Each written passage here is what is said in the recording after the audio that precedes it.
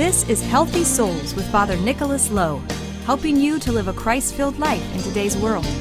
Father Nicholas is the pastor of St. John the Divine Greek Orthodox Church in Jacksonville, Florida. Good morning. I know that for many of you that are tuning in and watching our services all over our country and perhaps even all over the world, this is something that's very different for all of us. And that is that we are watching via live streaming, whether it be through our Facebook page or whether it be through our website. And I have to tell you as a priest that it's one of the loneliest feelings in the world to be in a church that's totally empty, where just a few people are here just to assist us throughout our services.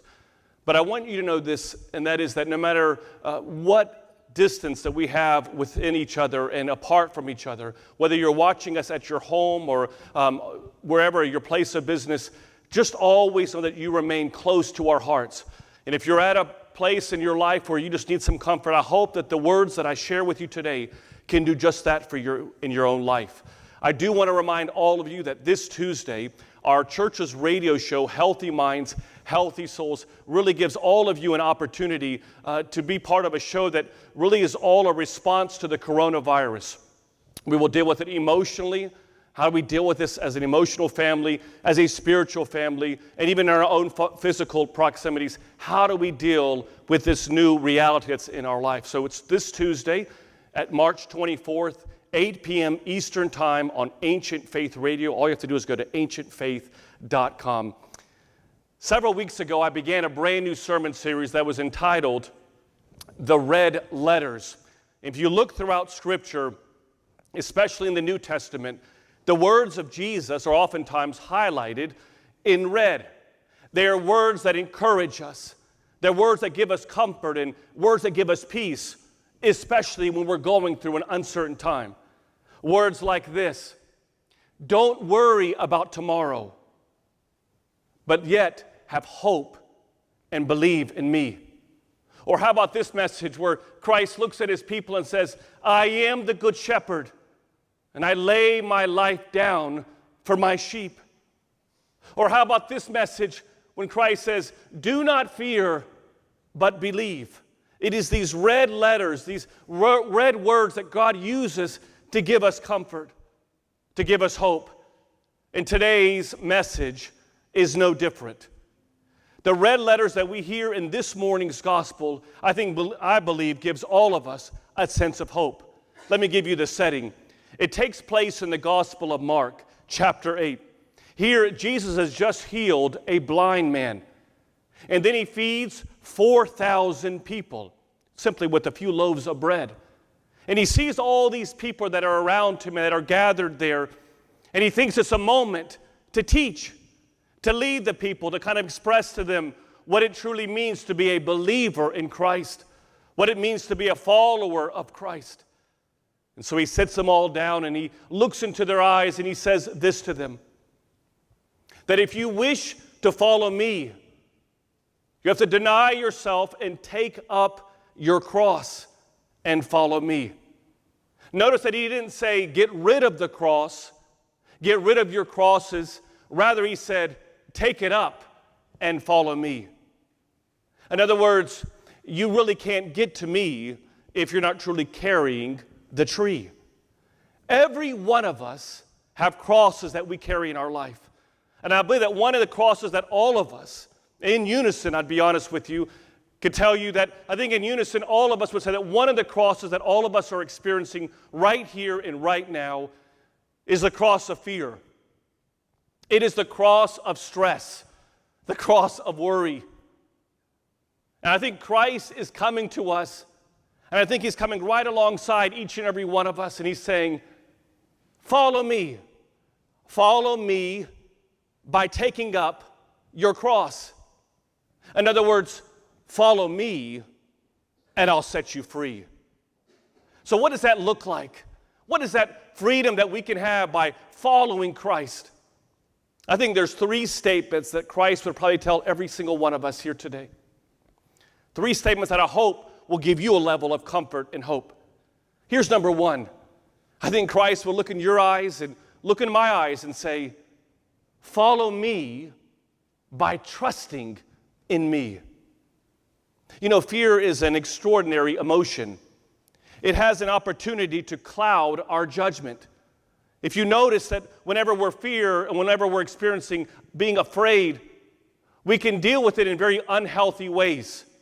Some of those ways means that we can go to the grocery store and buy all the toilet paper that's there and leave nothing for anyone else. Sometimes that fear can cause us to literally every single day spend more time just watching the news and watching TV and checking on our Facebook messages and see what's kind of going on, because we're constantly inundated with this fear, and it will cloud our judgment. But it's very interesting that in the Bible, one of the red letters that Christ uses in the Gospel of Matthew is he says this: you can't serve two masters. And then right after he makes that statement, he says this: do not worry. In other words, if we're not careful, we could have a master of worry in our life. We could have a master of fear in our life, a master of stress. Who's mastering you in your life? Is fear holding faith's hand in your life?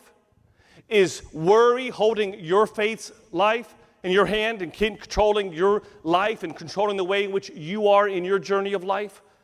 And what Christ was telling us is you can't have control over a problem while at the same time asking me to have control over the problem. In other words, you can't control it at the same time that I'm controlling it.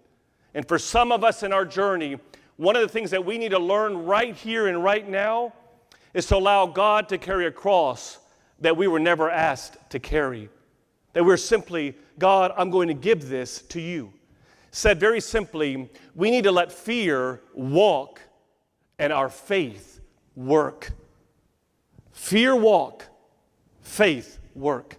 Here's number two. I think another statement that all of us can hear God speaking to each of us today by saying, follow me. And here's number two: follow me by seeing me. You know, Mother Teresa says a beautiful statement. She says that a life not lived for others is not a life. And many of us in this life that we're in right now, in this pandemic as we're experiencing it, oftentimes, if we're not careful, can only think about me, myself, and I, or just my family and my own needs. But one of the great hallmarks in your walk of faith is when you could step outside of you, even in this pandemic, and make a difference in someone else's life. I love how it doesn't have to be things that are going to require you to go visit people or go to make a visit to someone that may be ill, because we're supposed to be socially distant.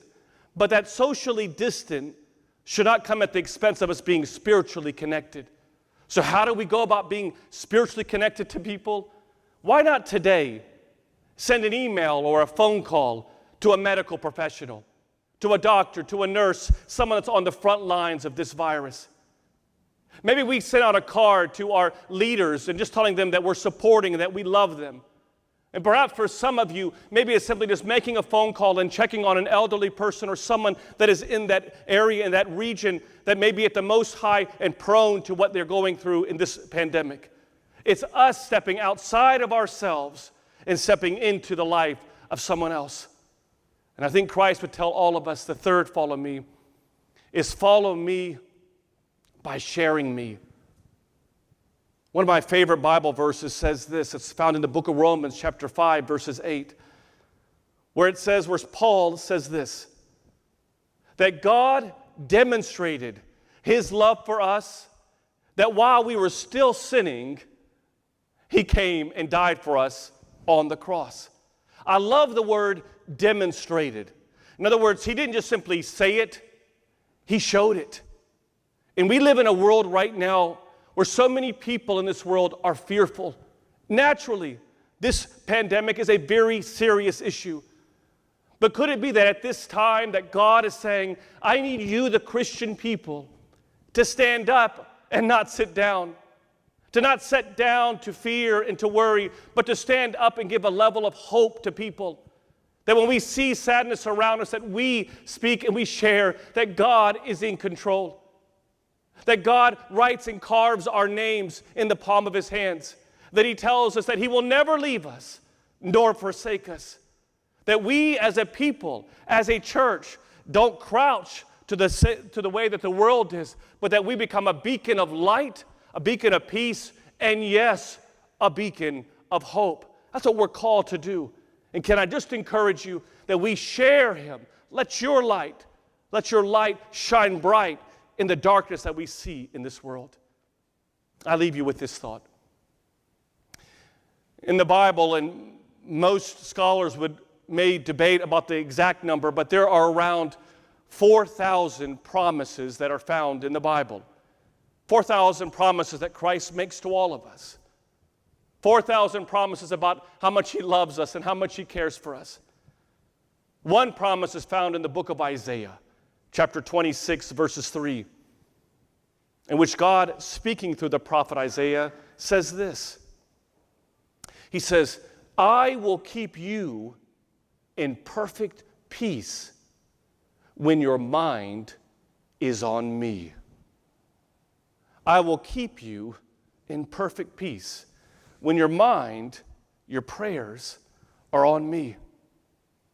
And can I just give you a word of encouragement today, friends? That wherever you are in this country or even in this world, that the greatest distance you're going to travel today is not to go pick up that remote control to see what the news is on. The greatest distance is not going to be going to bed tonight or going to your computer to check your 401k. That the greatest distance that you're going to travel today is 22 inches from when your knees hit the ground in prayer. And my encouragement for you today is that in those prayers, that you hear the voice of God telling you, follow me. Follow me by trusting in me. Let fear walk, faith work. Follow me by sharing me, by giving hope to a world that feels hopeless. And follow me by seeing me in this world, that seeing people struggling and making a difference in their lives. God is looking at you and me today saying, carry your cross, follow me, and I'll set you free. We invite you to join Father Nick and his wife, Dr. Roxanne Lowe, on the second and fourth Tuesday of every month for their Healthy Minds, Healthy Souls call-in show at 8 Eastern, 7 Central on Ancient Faith Talk.